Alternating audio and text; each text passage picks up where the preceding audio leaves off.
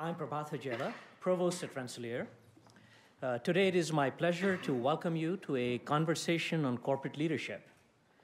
We are most fortunate to have the opportunity to hear from two global leaders whose work spans the boundaries of business, government, and academia. Please join me in welcoming the host for today's colloquy, the 18th President of Rensselaer Polytechnic Institute, Dr. Shirley Ann Jackson.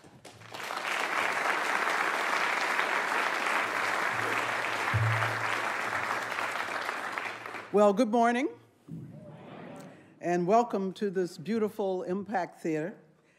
As you know, this is where the arts and science and engineering all intersect to create mesmerizing performances and transformational research. And of course, I extend a very special welcome to our guests from Boeing. We are very honored that the Chairman and CEO, James McNerney, Jr., is with us today, but more about him soon. We're also very pleased to be hosting our colleagues and friends from Boeing, and there are a few I would mention, but I mention them because they have become a very important part of the fabric of Rensselaer. This day and our very special partnership with Boeing would not have been possible and would not be possible without the commitment and care of Ms. Wanda Denson Lowe.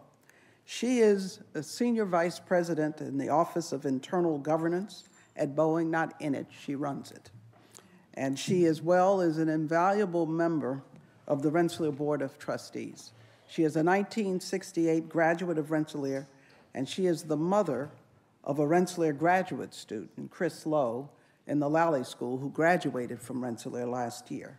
And importantly, she is my friend. So please join me in thanking and welcoming Wanda Denson Lowe.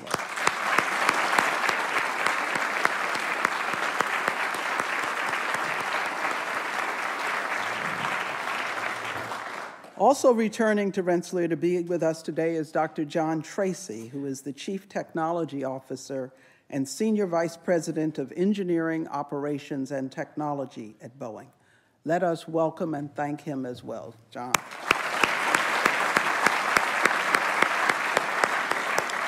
And join me in thanking and all of the other members of the Boeing team with us today.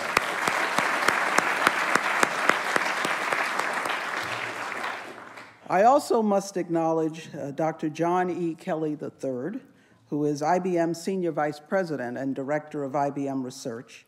He, too, is a member of the Rensselaer Board of Trustees and a wonderful friend of the Institute and of mine. And so we're very pleased that he could join us today. John, Stan, thank you very much.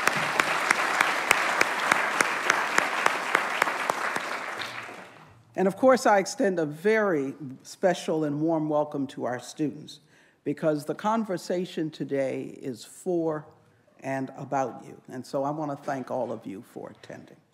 So we're going to begin with a brief video, and then our conversation will ensue. Thank you.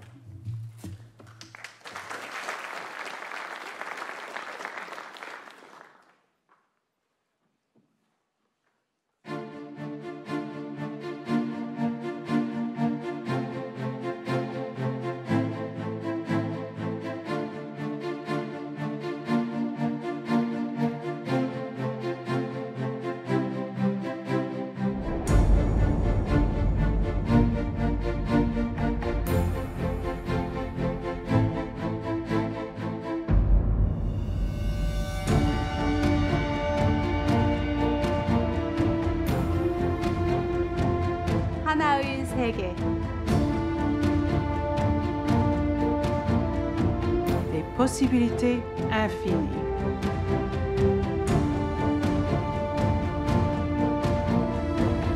Un mundo.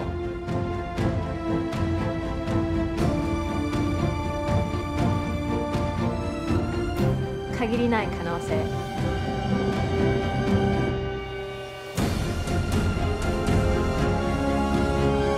Eine Welt.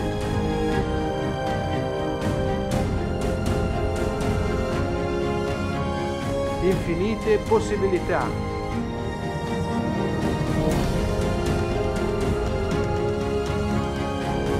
Tianxia Yi Jia.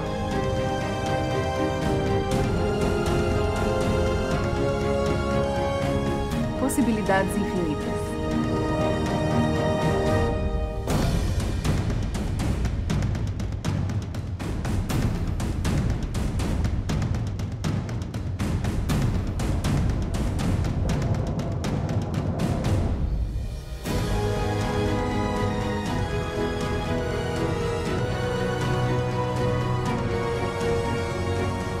عالم واحد. Безграничные возможности.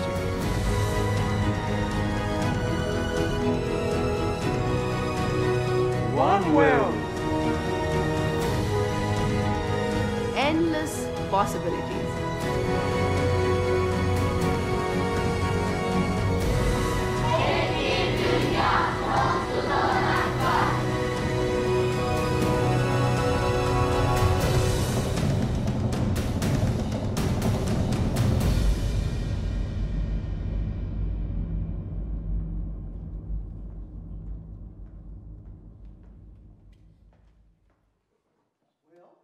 As you have just seen, the Boeing Company, much like Rensselaer, I must say, is focused on global reach and global impact, and is our motto.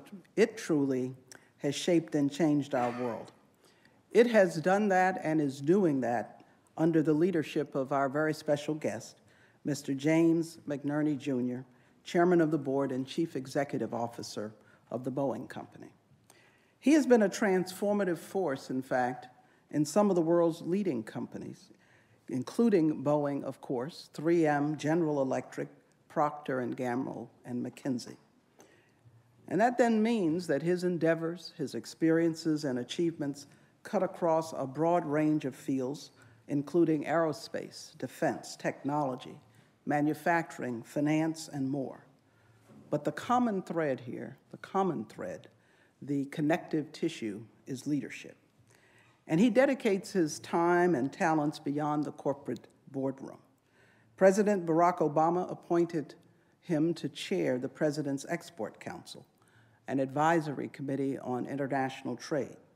He is the past chair of the U.S. Business Roundtable and is a member of the Center for Strategic and International Studies. He is a trustee of Northwestern University and sits on the board of the Chicago Field Museum. I have the pleasure of working with him as a fellow member of the board of IBM. Now, Mr. McNerney holds an MBA from Harvard Business School and a BA from Yale University, where he was in a fraternity with former President George W. Bush, and where he played baseball and enjoyed, importantly for us, hockey.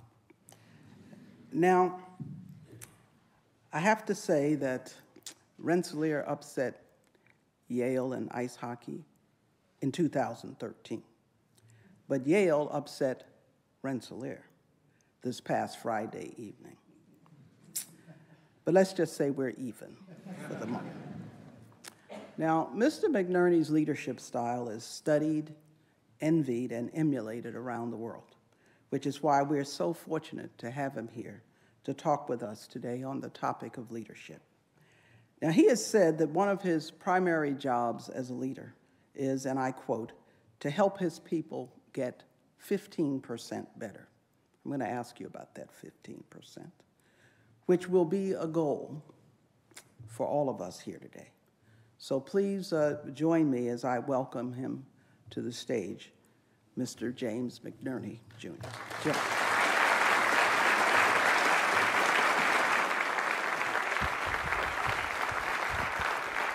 Good morning.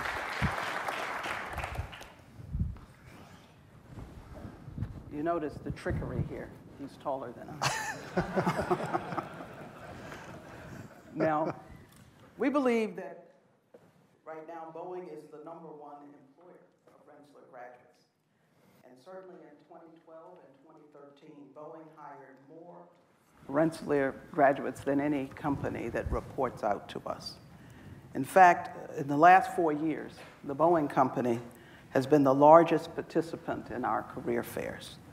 And a significant number of Rensselaer students participate every year in internships at the Boeing Company. And many others engage in Boeing-sponsored research and other leadership development activities here on the campus. So to help our students understand the connection, Jim, could you talk a little bit about why a company like Boeing partners with universities and why with Rensselaer specifically? And what makes Rensselaer students, you think, such a good match for Boeing? Well, I'd be delighted to, but I first want to thank you for an introduction that's impossible to live up to, okay? As a friend, I appreciate it, but it is great to be here. Thank you. I think your president and I have become old friends over the last few years, and I have an enormous amount of respect for the impact of her leadership, not only here, but in many, many other venues, scientific and otherwise, and so I'm very pleased and flattered you invited me here today. Listen, RPI graduates, other than beating my brains out on the hockey rink back in the early 70s and late 60s,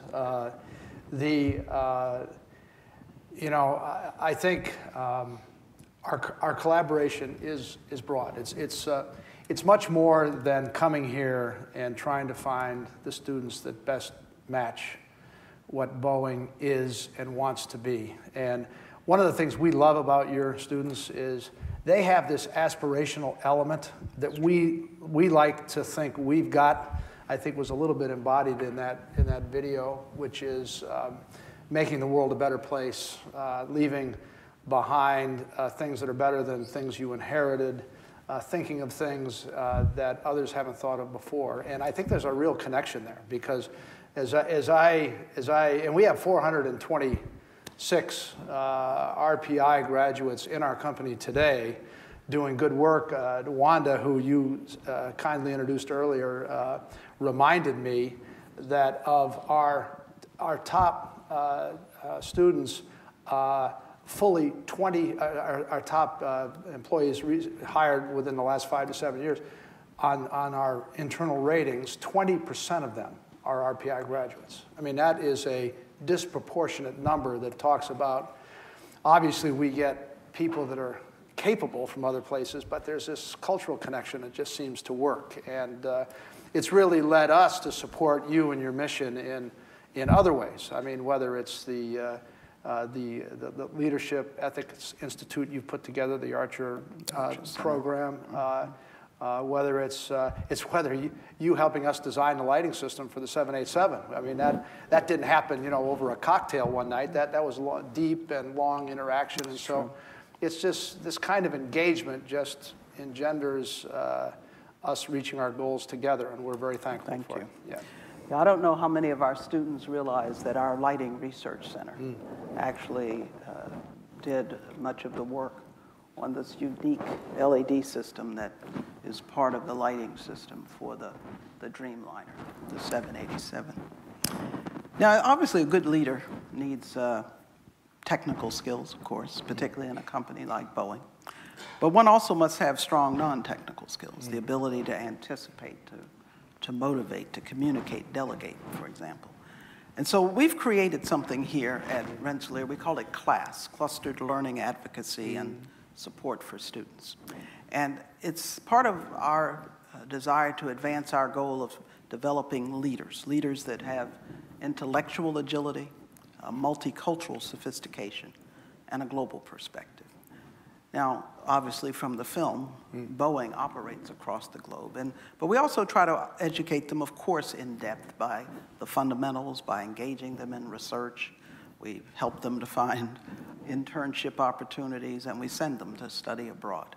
But you are a leader, and so I'm really interested in what you think the core attributes of a strong leader are, and then if you could then follow on with telling us a little about what skills or attributes you think individuals need to develop to be able to lead employees in a multinational environment across cultures and with a global supply chain and global markets.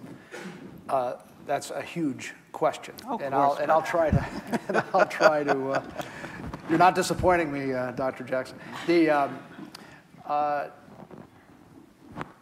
think we, like many places, have tried to define what leadership is. And everybody comes up with a slightly different list. I think the real value is in the process of the definition, of the debate, of the, we're all signed up to try to be this. And we have our list of leadership attributes that we feel are important, that layer on top of functional capability to produce what I call the T-shaped leader, in-depth vertically and broad as in their ability to interact and influence the world. But I think of our list, the two that are toughest to find in the same individual are people that expect a lot from themselves and others, and who inspire themselves and others to reach those expectations. You know, you find a lot of people that are in the former camp, expect a lot of others and demand it, and in many cases do it in a demotivating kind of way. And then others who are inspirational, who are great in a hot tub, but they're not expecting a lot from themselves or others. And so we try to coach our people, talk to our people, give them experiences that work one side. Now we have other things that we look for too. I think the other thing I would say is, other than what we expect leaders to be, irrespective of culture, irrespective of gender, irrespective of the function they're in. These are all independent of that. I think the other thing we ask people to do is to be credible as leaders, is to model it, live by example, teach it, reward it, expect it. And so it's not enough to give a speech or write a book. You're a credible leader when people see you modeling and teaching it. So we make all of our senior team teach leadership, and so we don't bring in people from the outside. We ask our folks to do it. And guess who learns the most sometimes from that experience? You could imagine. And so those are some comments I'd have. But it's a matter of making it systemic. It's not one thing. It's lots of little things, and it has to all be consistent. Well, you know, one of your former VPs, your former VP for leadership development, Peter Morton, actually, I guess now retired, played a really fundamental role and sustained role in helping to create and shape the center you referred to, the Archer Center for Student Leadership Development. In fact, he was among the 4 or 5 key corporate advisors in the early years, and I know Boeing continues to support that center. Yep. And at that center, you know, we try to teach our students that leadership skills really must be learned and practiced.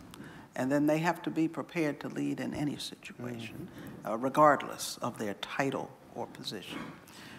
Can you talk a bit about what experiences early in your career helped to shape your ability to lead and to lead across so many fronts?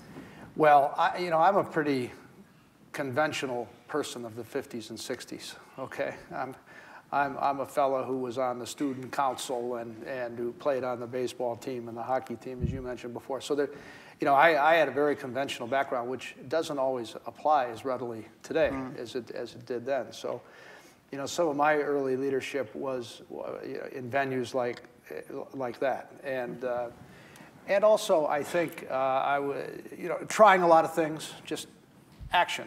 Not a lot substitutes for experience and a hunger to find things and to fail at things, succeed at others, and so there's a curiosity. I think is an underpinning of learning, a big underpinning of learning, and but I think at the end of the day,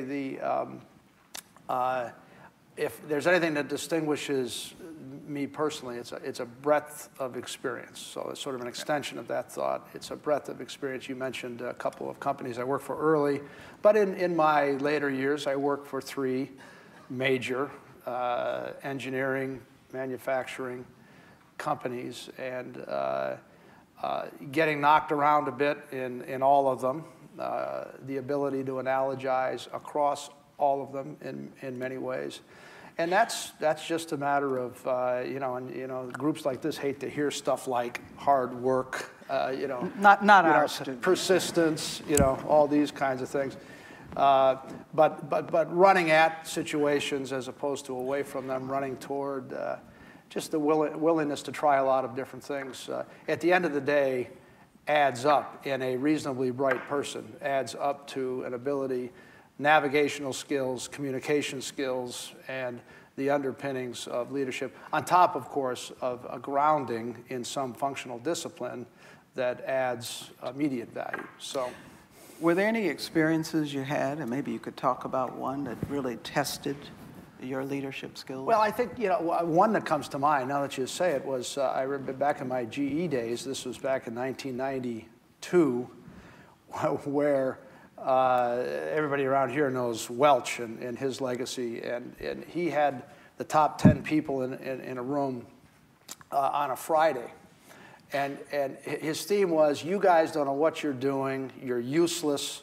And the latest example of this is we're going nowhere in Asia, and it's the biggest business opportunity in the history of mankind, okay? And I'm going to do something you all don't like, okay? And I was running factory automation, circuit breakers. I was running the electrical components part of GE at that time. And so I get a call the next morning at 8 in the morning on Saturday. He says, Jim, come on over. I was living near him. And so he said, look, I'm going to appoint you the Senior Vice President of Asia on Monday. What do you think about that? And blah, blah, blah, blah, blah, blah, blah. And what I thought at the time was there were 10 other people that are going to hate me for the rest of their lives because it was my job to mess with them now. And, but the core of this story, and I'm making it a little longer than it should be, was I said, well, what do you want me to do? He said, you figure it out. Meeting over. Okay. That was it. Now, that was hugely motivational for me. And a big learning, which is all about a clear communication of expectation, which is the company's not doing anything in Asia. It needs to grow from 15 billion to 40 billion tomorrow, and you figure out how to do it. And that, so it doesn't confuse the high expectations with the micromanagement piece. And if you're dealing with somebody who is reasonably creative, they'll find that. So that was a big, and so I became less of a micromanager overnight after that experience. That's interesting. Now, you often talk about the importance of a strong corporate culture, and clearly the tone is set at the top. You also have talked about one Boeing and the importance of having a consistent standard wherever you are and wherever Boeing operates in the world. Now, we have here what we call inquiry questions that play through our required course in courses in humanities, arts, and social sciences. And so one of the questions, and we pose one each year, is just because we can, does that mean we should? So how do you think leaders can effectively embed ethical decision-making into a corporate culture? Well, it's a huge issue. And I think the bigger institutions get, the more remote people feel from the values that they learned as children, that they learned around the dinner table, that they learned in their communities.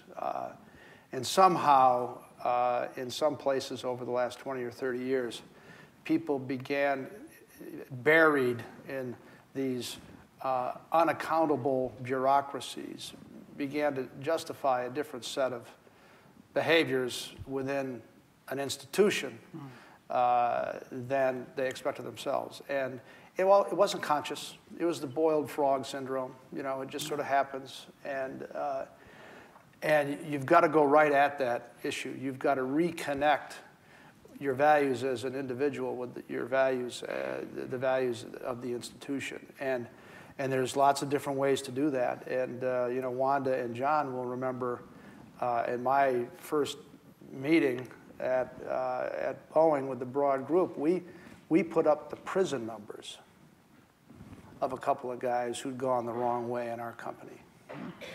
Okay? And I think the line was, these aren't zip codes, these are, And so sometimes the communication has to be very direct, and the commitment has to be very visible, and emotional. But we also then set up the organization that Wanda runs, which is an institutionalization of our commitment that was very visible. I mean, Wanda and I work together as a team. We spend a lot of money. It's everything from auditing to compliance, which is a big deal in our business, to ethics. And they see this institutional commitment. We've built into the operating routines of our company, routines that Wanda runs. And these are not separate from the routines of strategy reviews and staff meetings and people reviews. These are embedded in them. And then ultimately there are consequences when things do not go right. And unfortunately, you just have to be, again, direct and forceful when there are escapes. And then eventually you return back to what we were talking about earlier. You know, you go through a period where you make your point, where the institutional commitment is clear, where there are consequences. But then, you know, you have to remember the aspirational reason why you're at this company, you know, because you can change the world and then, so you begin to draw people out back to the core mission. So it's not punitive. It's replaced by aspiration and hope and satisfying customers and, in fact, changing the world. And those two things, if they're led right, can get you to where you want to go. Do you think this institutionalization of commitment helps to have each employee understand his or her individual responsibility in maintaining an ethical culture? Every employee in our company signs a recommitment letter every year, okay? This is part of this routine I mentioned. Every employee in the month of January has a customized set of training that he or she goes through that addresses the risk areas, whether it's compliance or ethics or others, that are most likely to be part of their lives, whether it's FCPA for a marketing representative in China, or it's bribery for someone in India, you know. And so you customize these training programs, and these are done, and then we ask people to go teach ethics and compliance, whether they're experts at it or not, at various venues around the company. So again, it returns to the old answer, which is commitment, leadership, following through, and unfortunately, there are consequences. You know, I've often said, you know, sometimes people don't appreciate all of the examples, but I've often said that when an organization hires a person, it's like an arranged marriage. You know you want to get hitched, but you're not sure you love the person. And so you hire plenty of our people, and we intend that when they come, that they are all fabulously successful and obviously ethical. But can you give us some thoughts of, you know, what our students can do, or what you feel we could do as an institution to help prepare our students to understand and address ethical dilemmas they may face in the workplace? Well, by and large, I mean, I think as I said before, and I'll come back to directly answer your question, I think the bigger the organization people get involved with, the more likely it is to lose their way. I think you're an at-scale institution where there can be a direct connection between your expectations of individuals and the kind of culture you have collectively. Now, having said that, I'm aware that corners are cut at a place like this too, and on a smaller scale. I mean, when corners are cut at Boeing, airplanes fall out of the sky. Right. And we cannot have that happen. And that's, I mean, and you led the way with Archer. Your first connection was with sort of the responsibility of an engineer, both on a fiduciary and ethical basis. And so I'm well aware of your leadership. And that is probably the best example I've seen of sort of bringing the real world of consequences to the task of science and engineering. That's a big deal. but also, I mean, things as simple as what do you do with somebody who cheats on exams?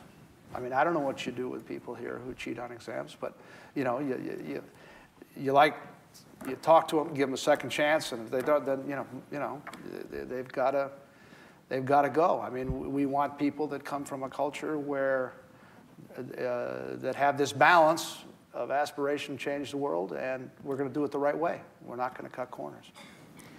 You know, you lead, obviously, a U.S.-based global company, and at the same time, you chair the President's Export Council.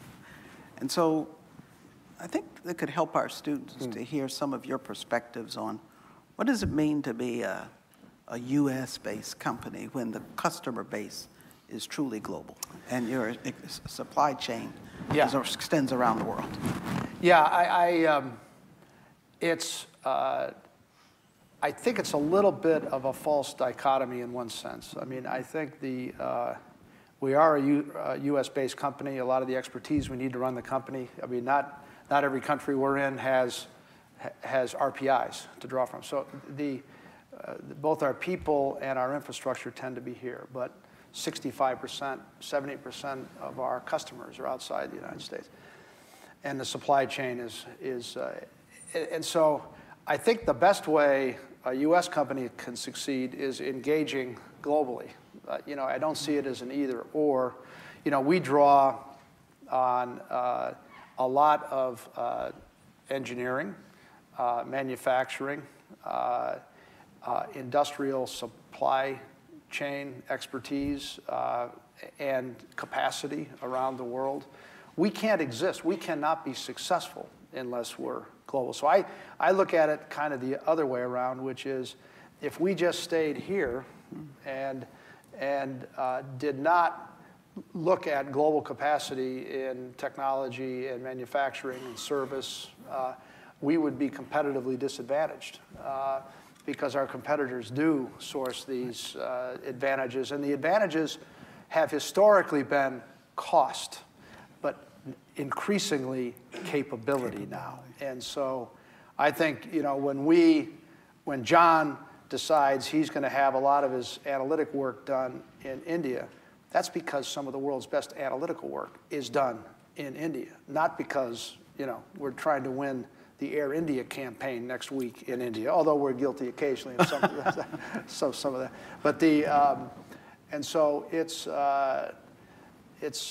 your disadvantage. I mean, you know, one example is one that is counterintuitive to people, although it's occurring to me because of the Olympics.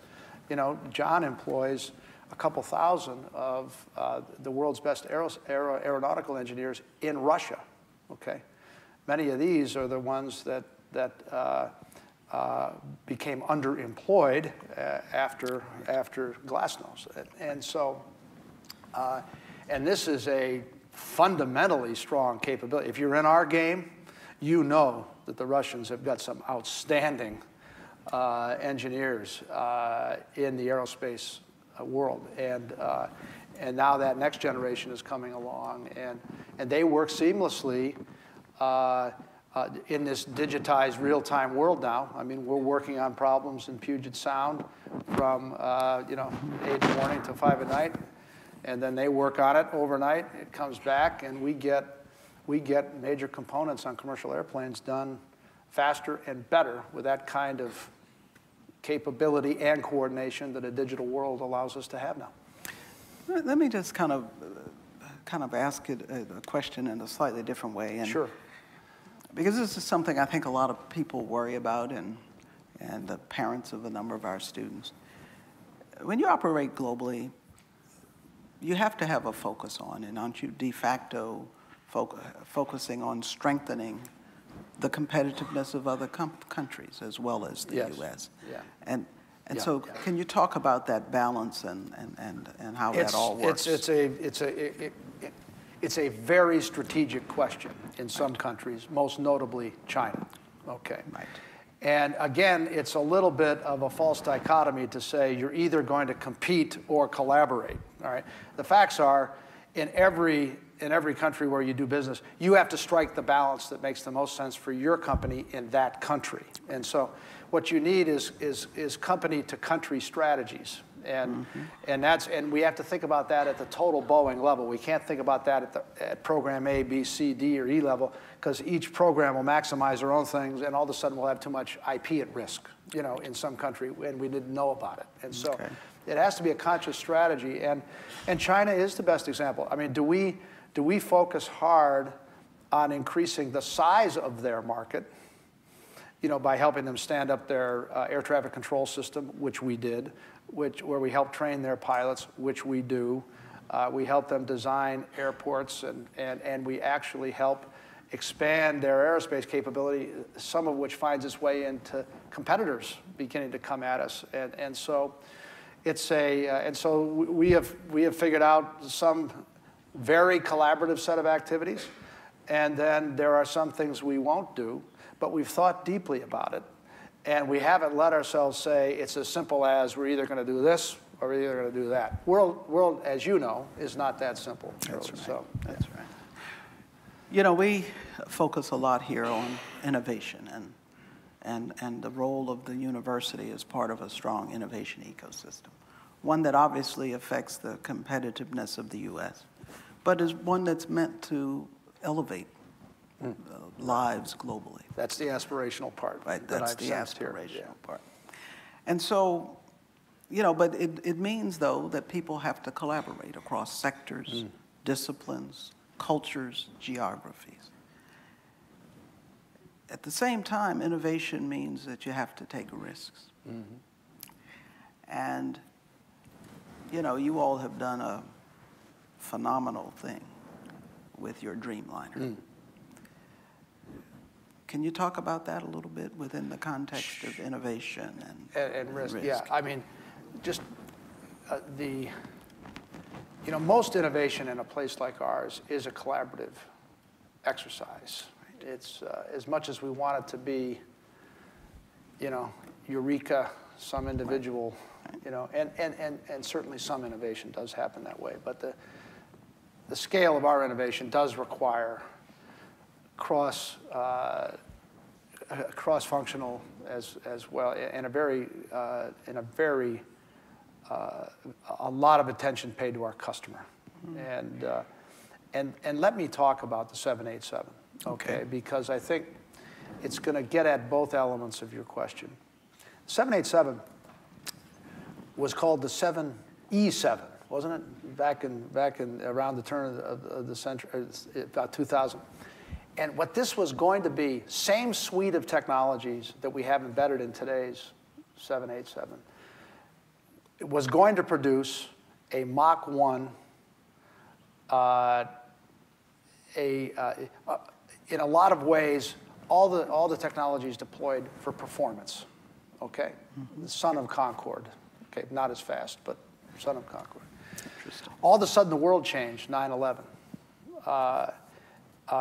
Price of oil through the roof, security lines, security, period.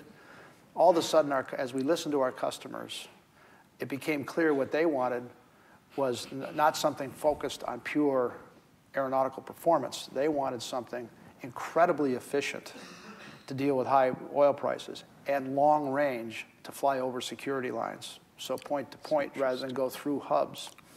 And so we redeployed literally overnight the same suite of technologies to a different airplane. And it was all composite-based with the structure, an all-electric airplane, engines, but the engines were converted to efficiency as opposed to speed, and so it was, and so the lesson there is that technology push in a world, there's great risk, technology push in a world that changes as often as ours does, and so that's one big lesson, that listening to your customers is the most important thing. And then if you've got the collaborative network already in place, you can respond quickly and redesign the system. Now, the 787 itself, and I know you were getting at this a little bit, the way you phrased the question. You know, the good news is we did the right airplane.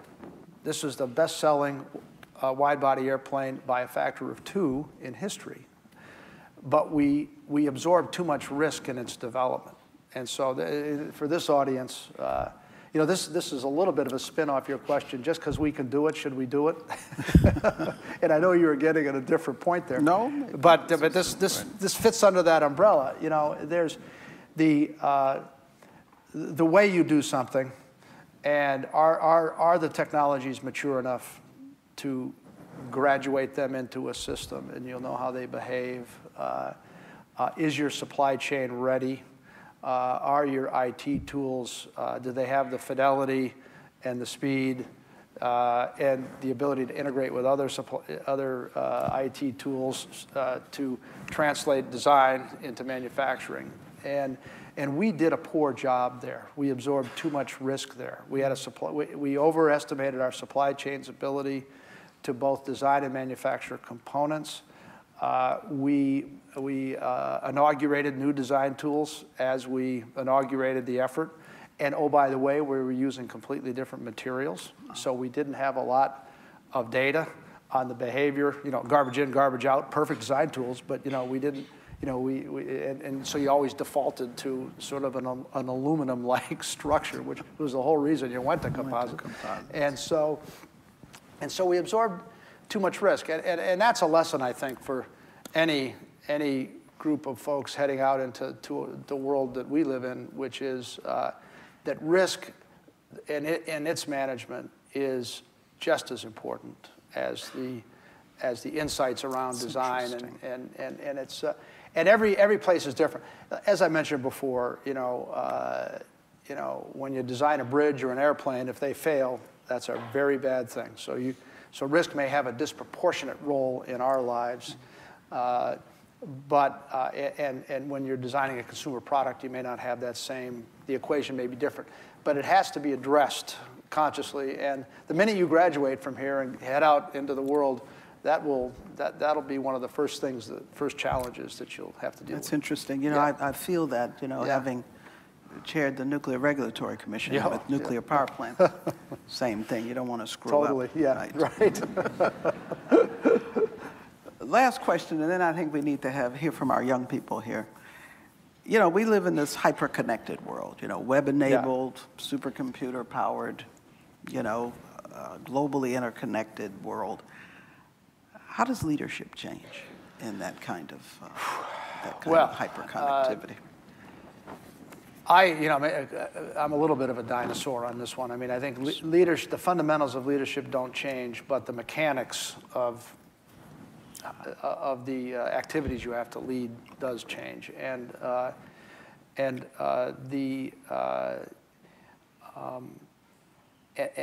therefore leaders have to remain conversant with technology.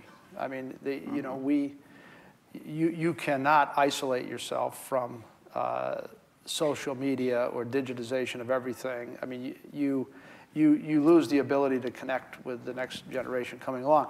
On the other hand, you do have a lot to teach them, because ultimately the best designs do come from collaborative environments. Now, these tools obviously increase your ability to collaborate. Right. I mean, John Tracy in our organization has set up a site. He set it up about 8 years ago, where by either design element or type, landing gear, okay, trailing edge on a wing, sites where people come when they have questions. You know, there's subject matter experts.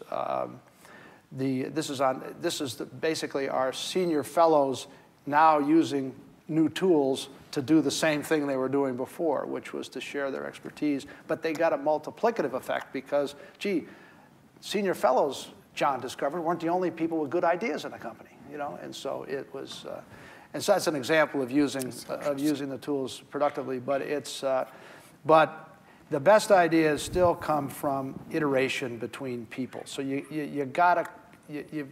it's got to focus on iteration between people as opposed to activity for activity's sake, or activities that just sort of magnify the voice of somebody who doesn't want to collaborate. That's another danger. Another danger. But so we have a few minutes for questions. So why don't we explore a few from our students and others in the audience? I think there are mics here. If you're not too shy. There's people out there. And there are people out there. I would have Please answered a couple of those questions differently. Comment. So it's good you didn't see Yeah, him. yeah, I did see him. Good, Jim.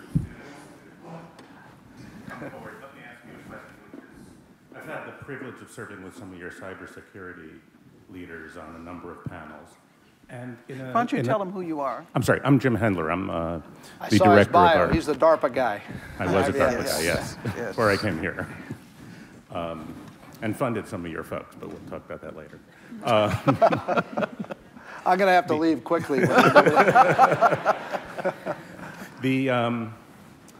But in a world, but in a threat like cyber, where our uncertainty quantification is so, you know, we don't have a nice smooth curve that we know how to play against. We have these big spikes and a lot of unknown unknowns, to use the terminology. How do you lead the risk management against something so difficult to really understand at the current technology level? Well, the technology which you're as steeped in as anybody, based on your bio that I know, I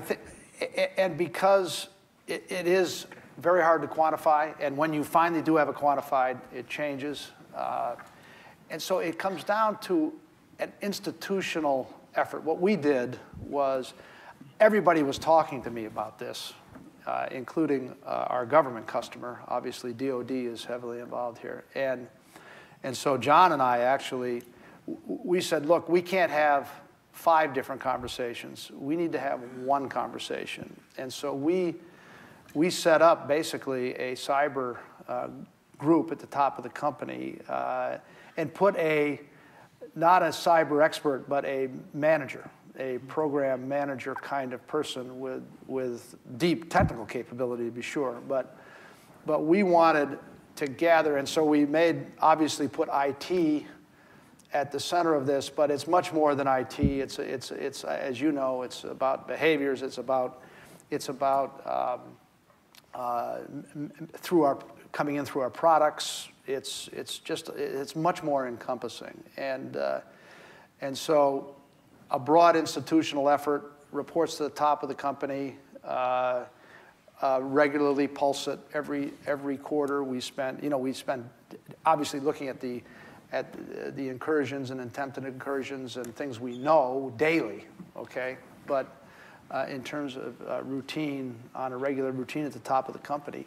Now, we've had pretty good success, but we have zero confidence that what we know today will be effective tomorrow.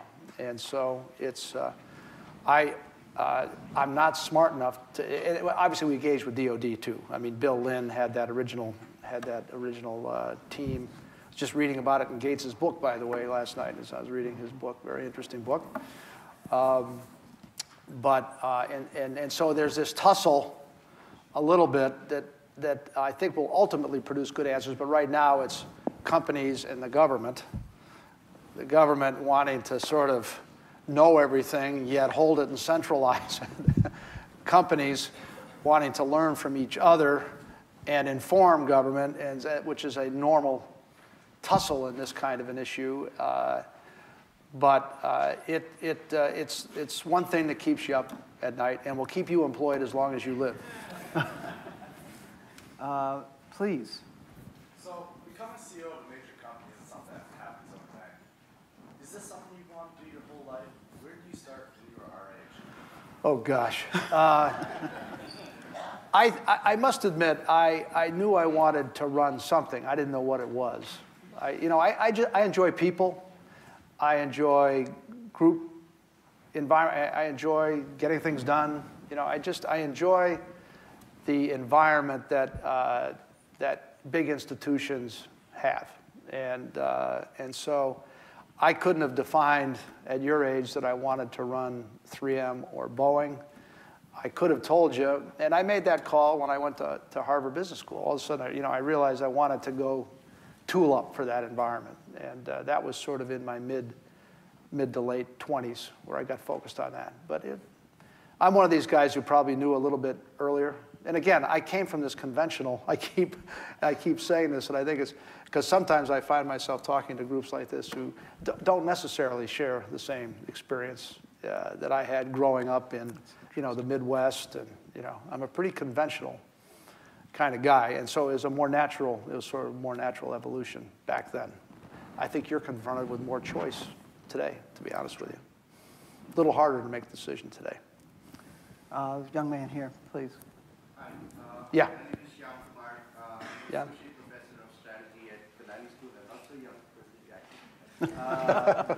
one of the things that we teach in class is we tell our students that CEOs basically spend their time thinking about strategic questions, things like, what businesses should we be in, how do we allocate resources across our businesses, how do we add value to the corporation. But I'm curious, in a very day-to-day sense, what do you spend most of your time doing as a leader? I think I would add to that. I think the two things I would comment on, where I spend a significant amount of time, people and leadership. I mean, evaluating people, moving people, career paths for people, groups of people that need this kind of development, groups that need that kind of development, people that are making it, people that are not making it. How do we deal with both populations in the right way? So what do we mean by leadership in Boeing? And how do we model it, teach it, expect it, reward it? All the mechanics of that. I spent a lot of time on that because I have a fundamental belief, which is even though notwithstanding the incredible technology and that we're dealing with, that the best way to grow Boeing is to grow people. The people come with the expertise to do the work that needs to be done, but they need to feel like they're 15% better every year. And so I spend a lot of time thinking about that. The other thing I would say is external constituencies. I mean, I spend a lot of time with customers. I spend a lot of time in Washington, D.C. I'm afraid if I don't go there, something will happen. So I'm engaged. I'm engaged in D.C. and with customers. So I think the breakdown of my time is more. I would say more on people and customers, external constituencies, and then pick up the strategy, resource allocation, the more conventional definitions. So I would say those are all pretty equally weighted. Yeah. Let me see, I think right here. Yeah. It's one, way at the top there? Yeah, is that, please. Yeah. I really enjoyed this conversation, hearing about the partnerships between Boeing and Rensselaer, particularly in the Lanning Research Center. What future collaborations can we look forward to? Well, I think that's the result of people talking to each other. I mean, seriously. I mean, I think we're going to be committed because this institution has meant a lot to our company, and the people we get here, and every time we have a collaboration, something successful happens. Okay, but I think we want people maybe a couple of pay grades below me and Shirley to tell us what they want to do. I mean, that's the best kind of work, and so I think my message to Wanda and John would be, hey, what are you seeing here? What connection, as you talk to people, seems the most fruitful for both of us, and let's maybe sponsor one of these things. And so, and I'm aware that there's a couple of discussions going on, but I haven't talked to Shirley about them, so I'm not going to pre-announce anything here. But I think the bottom-up process tends to produce the best projects, quite frankly. It does. Yeah. It's going to come out of what the people do. Yeah. And suggest. Yeah. Let's get two more. I haven't been over here yet. Yes, please. My name is Maya Nath. I'm a senior in materials engineering. And I guess my question is, in a company like Boeing that is so visible, media and public perception is very important. And while it captures not only successes, maybe some things that are less positive. So how do you as a leader say, we need to move forward and we need to keep advancing? Well, you're right. I mean, we live in a world with this much news and this much media, okay? And that produces hyperventilation. This is true. either really positive things or really negative things. I think the best thing is to grow old, okay? So you don't let it influence you so much. You know, either the really positive stuff where you begin to think that you're the world's greatest, or the negative stuff where you don't want to come out of the door in the morning. No, I think you've got to have that open conversation with your team and say, look, we are a highly visible organization doing highly visible things. We have to, most importantly, have faith in what we're doing, okay? If we think what we're doing, I mean, the 787 received a lot of negative publicity as we went through the thing, but we knew we were doing the right thing. So we just had to remind ourselves every now and again. Spent a few billion more doing it than we thought we were going to do, but we were doing the right thing. And so the team can talk to one another and help each other get through it, you know, when you get into some rough spots. But if you're not firmly convinced in what you're doing, you know, that's when the outside criticism can be helpful, okay? You know, if you really begin to think about what you're doing and decide, hey, this, you know, maybe there's some truth to what these people are saying, it's a good forcing function for a discussion. So you try to use it. You try to use it either way, but it's hard. I must admit, at the top of the company, I see more of this, so I'm a little more used to it. I don't overreact to it so much as I used to when I was younger. But that doesn't mean that the people underneath me don't overreact to it. So I try to, nothing substitutes for talking to people and also being steady. I mean, there's 1,000 consultants that tell you how to get through difficult situations. Ignore each and every one of them, okay?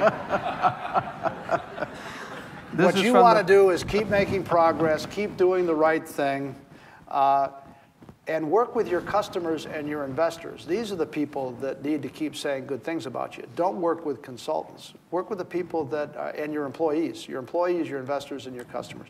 Those are the people you talk to during a crisis. Don't talk to anybody else. Those are the people that need to be with you. And remember, this is from the man who once worked for McKinsey. That was way back. That was way back when. This young man here, did you have a question?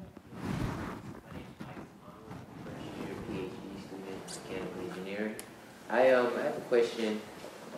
Obviously, becoming a CEO isn't an easy task, so I was just wondering what are some of the hardships you had to come across and how you're dealing with those? Well, every job has a balance of. The hockey players weren't as big as that back when I was. If they were, we never would have scored a goal. Every job has what I call the value equation, okay? There's some things that are exciting about it and some things that are difficult. You just got to make sure you're in a job that's worth it, okay? Because there's always be difficult things. For me, the CEO mix works, okay? I mean, there are some tough things. I mean, I wish I could spend more time with my family. I wish my golf handicap was better. You know, I wish there was a lot of things. But for me, in who I am, it's worth it because the mission of Boeing is important to me. I enjoy working with the people of Boeing. I enjoy participating in the external stuff. I enjoy being here. And I enjoy particularly the people development side of my job. And so it's worth it. And the pay's good. No question about it. The pay's great. So, and I enjoy that. But it's you just got everybody's got a comes out of a different comes to a different conclusion there, and no one conclusion is better than someone else's conclusion. It's just important to ask that question and find yourself in a job where that balance is right, because there'll always be things about the job you don't like and that negatively impact you. You know, I think on that. We're going to try to bring this to a close. Now, it's very hard to summarize, and in many ways, Jim gave his own summary, but these are some things that stuck out in my mind. This question of overcoming adversity, you described what happened with the Dreamliner, and I heard you say it's important to balance innovation and risk. It's important to know you're doing and keep doing the right things, to being steady. don't overreact. That a global view is important because talent is everywhere, markets are global, and people development is part of that. And that an ethical framework is critical. And I love the phraseology, institutionalizing commitment. And you are a committed person. And what I love about Jim is he's so calm. He lives the way he says. And that is why people study you the way they do. We're deeply honored. No, thank you. Thank you. Thanks, Roy. Thank you.